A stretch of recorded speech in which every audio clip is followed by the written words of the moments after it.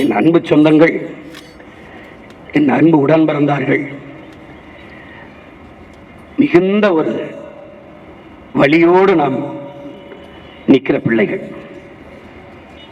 அவர் மாதிரி இல்லை, வழியோடு நிற்கிற வழியோடு அந்த வழி இல்லை.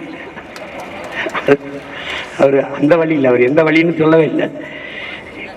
கண்ணு முன்னாடி நம் மொழி சிதைந்து அழிந்து போச்சு, நம்ம இனம் அழிஞ்சு போச்சு, எந்த உரிமையும் நமக்கு இல்லை. நிலம் வளம் எல்லாம் திருடப்படுது, எல்லாம் களவு போகுது.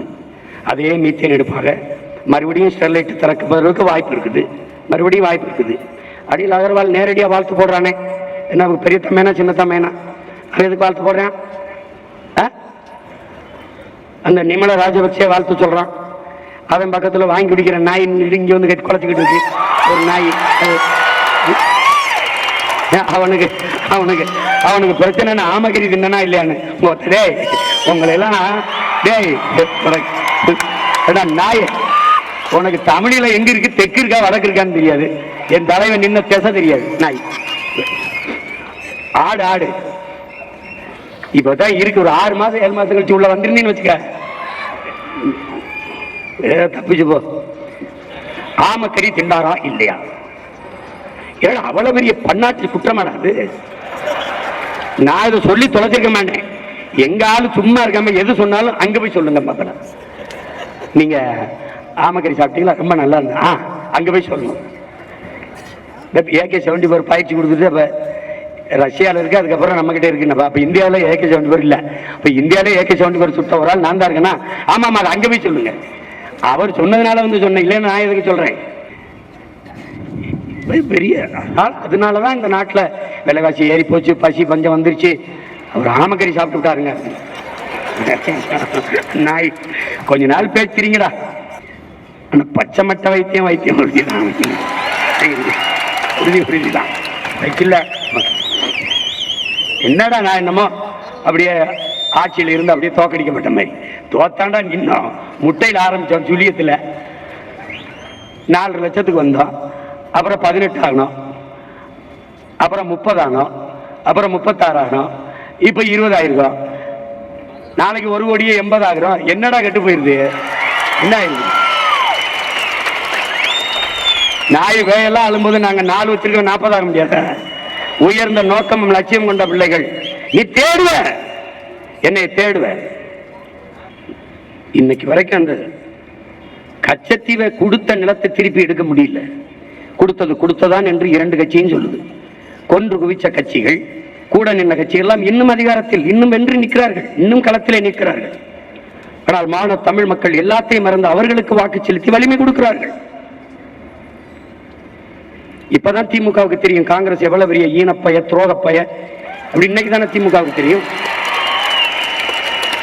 நீ அவனோட நின்று அற்ப பதவிக்காக என் இனத்தை கொன்று குவிப்பதை வேடிக்கை பார்த்து நின்ன, இன்னைக்கு உன்னை கேவலப்படுத்திட்டு போயிட்டான்.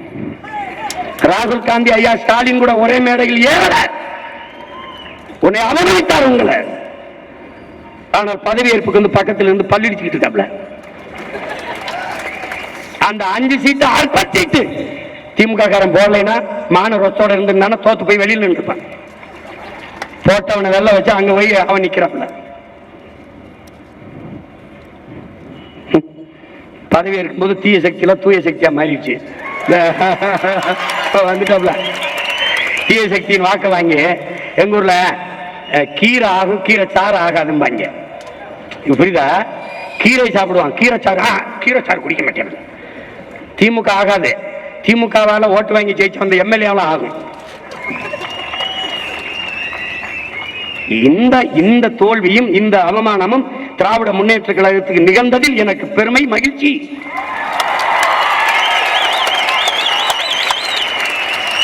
நீ செத்த வனத்தை தூக்கி சுமந்து சுமந்து உயிர் கொடுத்துக்கிட்டு இருந்தா, இல்லைன்னா அன்னைக்கே 10 ஆண்டுகளுக்கு முன்னாடியே புதைச்சிருப்பேன். நான் புதைச்சிருப்பேன். திரும்ப கொடுமை கொடுமை. எப்பமா போதிக்கும் போது புரியாது, பாதிக்கும் போதுதான் புரியும். தோற்று போனால் உங்கள் கட்சியில் இருக்கிற பிள்ளைகள் துவண்டு போய் விடுவார்களா? இல்லை, வீர சுதந்திரம் வேண்டி நின்றார். வேறொன்று கொள்வாரோ என்கிறான் எங்கள் பாட்டன் பாரதி. சுதந்திர பசி கொண்ட மக்களை சோற்று பசி ஒன்றும் செய்யாது என்கிறார் எங்கள் உயிர் தலைவர் மேதகிரி பிரபாகரன் அவர்கள். எங்களுக்கு இருக்கிறது வயிற்று பசி அல்ல, வரலாற்றின் பசி. சோற்று பசி அல்ல, சுதந்திர பசி.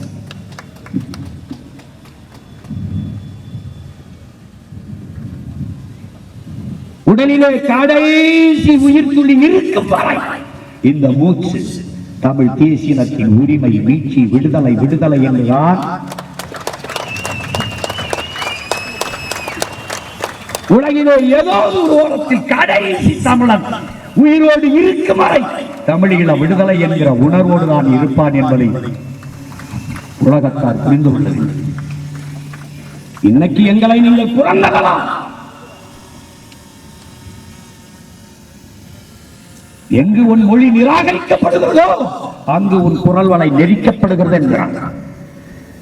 இன்று என் மொழி நிராகரிக்கப்பட்டு எங்கள் குரல் வலை நெரிக்கப்படலாம், நீ என் வெற்றியை தள்ளி போடலாம், ஆனால் ஒருபோதும் தடுத்து விட முடியாது என்பதை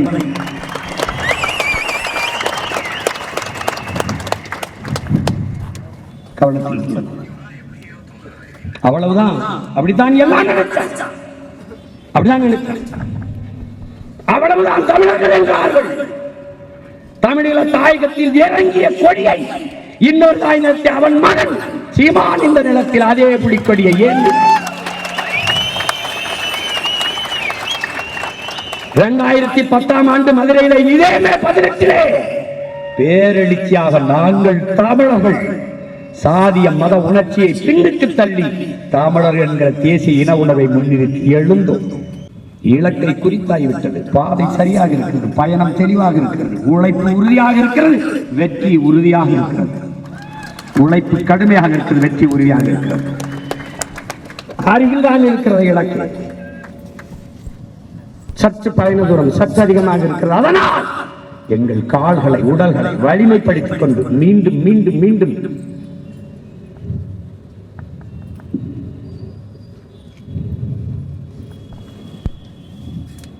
இத்தனை மொழிக்காக செத்த அவர்கள், இனத்திற்காக செத்த மறவர்களின் உயிர் ஈகமும் அர்ப்பணிப்பும் அர்த்தமற்று போவதா என்பதை என்னரும் தம்பி தங்கிகள் உயிரினுடைய உடன் பிறந்தார்கள் ஊடகங்கம் பரவி வாழ்ந்த என் உயிர் சொந்தங்கள் எண்ணி பார்க்கலாம்.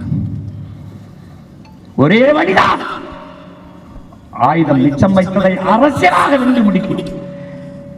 அடிமை இனத்தின் உரிமை மீட்சிக்கு நமக்கு இருக்கிற கடைசி வாய்ப்பு அரசியல் விடுதலை மட்டும்தான்.